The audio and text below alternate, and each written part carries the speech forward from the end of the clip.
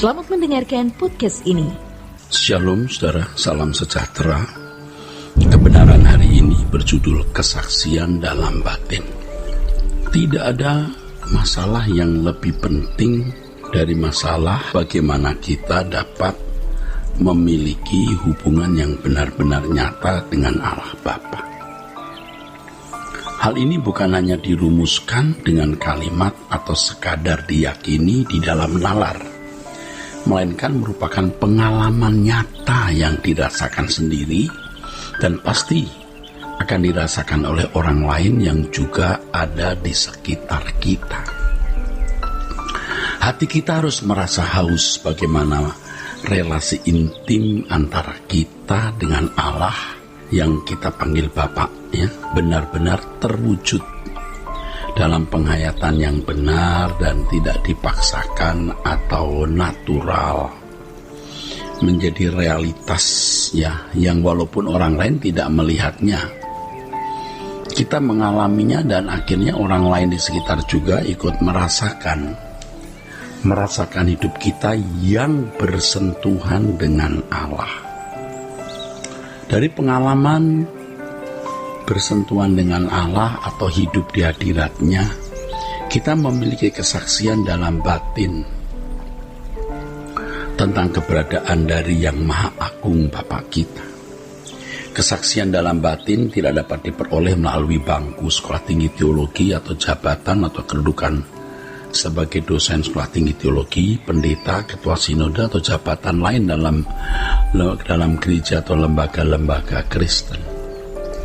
Tetapi pengalaman hidup dengan Allah, perjumpaan dengan Allah secara konkret, ya, itu yang membuahkan kesaksian dalam batin ini. Dalam hal ini banyak teolog yang tersesat karena mereka merasa sudah mengalami Allah dalam atau melalui rumusan-rumusan doktrin atau pengajaran yang mereka susun, tetapi sebenarnya mereka tidak mengalami Allah secara benar.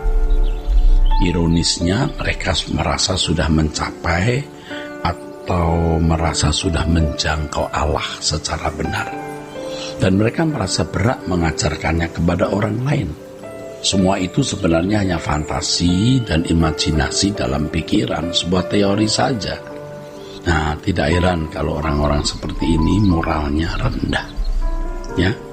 Pikirannya soal duit, uang, kedudukan, ya, pujian, sanjungan manusia, dan itu nampak dari konflik-konflik yang terjadi di antara mereka. Memang secara moral umum teolog-teolog tersebut terlihat santun, tetapi sebenarnya tidak sedikit di antara mereka yang hidup dalam arogansi akademis dan keangkuhan yang menyakiti sesama. Hal ini terbukti dari pernyataan-pernyataan mereka yang ditujukan kepada orang lain. Di antara mereka juga ada yang terlibat dalam pelanggaran moral yang memang tidak diekspos. Kemungkinan mereka mengalami kebingungan juga mengapa mereka tidak dapat menundukkan kodrat dosa di dalam diri mereka. Sejatinya memang pengetahuan teologi tidak memiliki kuasa yang cukup untuk membebaskan seseorang dari kodrat dosa. Tetapi kebenaran yang murni dari Allah Bapa dan dalam perjumpaan pribadi dengan Allah yang mampu membuat seseorang terlepas dari kodrat dosa. Kalau pengajarannya sendiri tidak memiliki pengalaman dengan Allah, maksud saya kalau pengajarnya sendiri tidak memiliki pengalaman dengan Allah, maka yang ditularkan kepada jemaat hanyalah pengetahuan teologi yang mengisi pikiran, tapi tidak merubah karakter. Hal ini merupakan kerugian besar bagi pekerjaan Allah, saudaraku. Inilah yang menjadi penyebab mengapa banyak jemaat hidup dalam kewajaran anak dunia, tidak hidup seperti yang Yesus teladankan. Padahal mutlak loh untuk memiliki mutlak untuk meneladani Yesus itu, saudaraku. Ya, sudah tahu kemunduran kemerosotan Kristen itu karena hal ini. Karena teolog-teolognya sendiri tidak bersentuhan dengan Allah, tetapi mengajar, sehingga yang ditularkan itu hanya pengetahuan, bukan spirit, mengasihi, menghormati Allah untuk hidup dalam kekudusan dan kesuciannya. Nah, ini berlangsung sudah ratusan tahun, saudara. Ironisnya gereja tidak menyadari keadaan ini.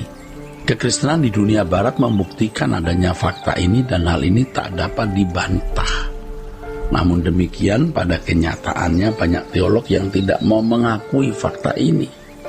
Mereka masih bangga dengan seminari-seminari di Eropa dan menjadi lulusannya. Padahal seminari-seminari itu seperti orang lumpuh yang tidak berdaya mengangkat tubuhnya sendiri dan menolong orang lain untuk bisa tegak berjalan.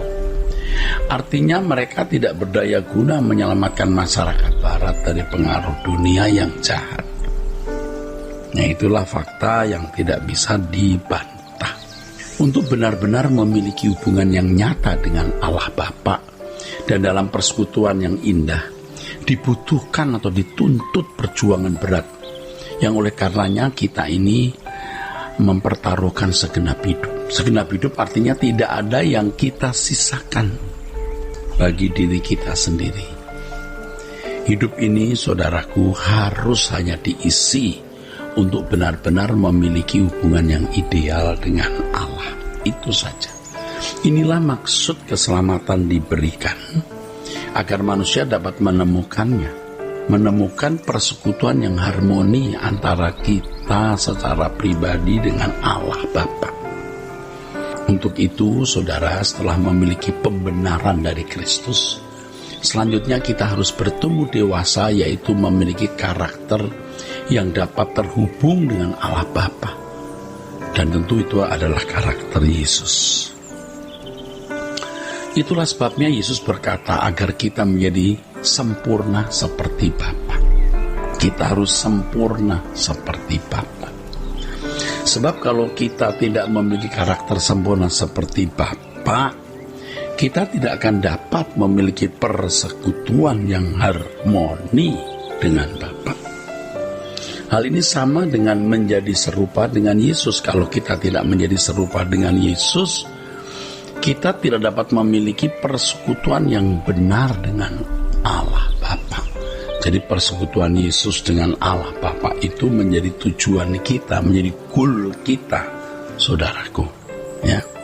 Selama seseorang masih memiliki hidup dalam kewajaran seperti manusia lain, ia belum bisa memiliki persekutuan yang benar dengan Allah Bapa. Dalam hal ini proses keselamatan harus benar-benar berlangsung dalam hidup seseorang, yang mana hal tersebut mengubah seseorang menjadi manusia yang dapat bersekutu dengan Allah. Saudaraku sekalian, inilah perjuangan yang harus kita miliki dan harus menjadi satu-satunya perjuangan bagaimana bisa hidup di hadirat Allah, memiliki intimasi, hubungan yang intim dengan Allah, ya. Nah, untuk itu karakter kita harus dirubah dengan karakter yang memenuhi standar kesucian Allah, baru kita bisa hidup di hadirat Allah. Nah, perjuangan yang benar untuk mencapai hal ini, bagaimana memiliki karakter Tuhan Yesus, bagaimana memiliki karakter Yesus supaya bisa memiliki hubungan harmoni dengan Bapa, ini namanya perjuangan menembus batas. Sedikit sekali orang yang sungguh-sungguh berjuang dalam hal ini. Dalam hal ini ada wilayah yang harus kita tembus, penghayatan yang harus kita raih, atmosfer yang harus kita alami, yaitu hadirat Allah. Saudaraku sekalian, orang yang hidup di hadirat Allah memiliki kesaksian dalam batin bahwa Allah itu hidup, sehingga ia tidak perlu memerintahkan saraf jiwanya untuk meyakini Allah itu ada, tapi dengan sendirinya sudah yakin dan menetap tinggal di dalam persekutuan dengan Allah. Kiranya kebenaran hari ini memberkati kita sekalian. Sola Gracia.